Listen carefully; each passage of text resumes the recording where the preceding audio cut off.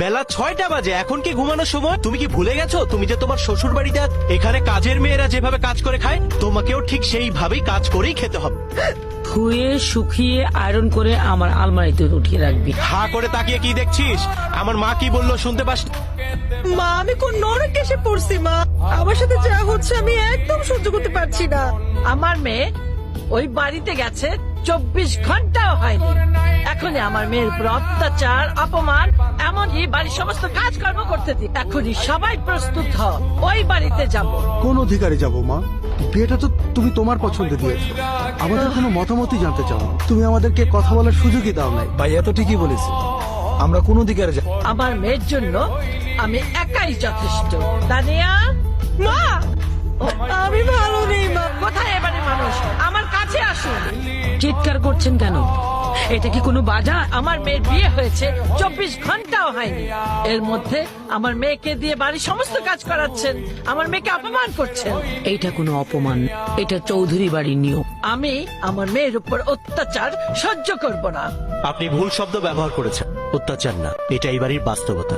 আপনি চাইলে আপনার মেয়েকে নিয়ে যেতে পারেন, দরজাটা খোলা আছে। এতে আমার মায়ের কারোরই কোনো আপত্তি নেই। এত চিৎকার চেঁচামেচি করে কোনো লাভ নেই। যেহেতু আমি বা আমার মা আপনাকে এই বাড়িতে দাওয়াত দিয়ে নিয়ে আসিনি, সুতরাং আপনি এখন চলে যেতে পারেন। মা কি ব্যাপার, তোরা ব্যাগপত্র নিয়ে কোথায় যাচ্ছিস? আমরা চলে যাচ্ছি মা।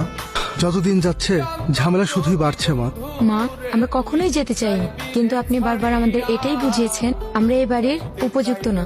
চলে যা, আমি আর তোদের বাধা দেব না। এভাবে নাড়ানাড়ি করলে হবে? ঠিকঠাক মতো লবণও দিতে হবে। আবার হা করে তাকিয়ে আছে। এই জমিদারের মেয়ে, ওই ঘর ঝাড়ু দেওয়া শেষ হলে আমার ঘরটা ঝাড়ু দে, আর আসার সময় আমার জন্য এক গ্লাস পানি নিয়ে আসিস। তুই ঝাড়ুটা ফেললি কেন? ঝাড়ু কি তোর বাপ কিনে দিয়ে গেছে? তোল, এক্ষুনি আমার মায়ের ঘর ঝাড়ু দিয়ে যা। এই যে নবাব জাদি, এখানে শুয়ে শুয়ে ঘুমালে হবে? আমার বিছানা কে গুছাবে? হ্যাঁ যাও, আমি ঘুমাবো। এক্ষুনি যে আমার বিছানা গুছাও, যাও। কি তাতে কি জোর নেই? আমার জীবনটা তুমি কেন নষ্ট করলে?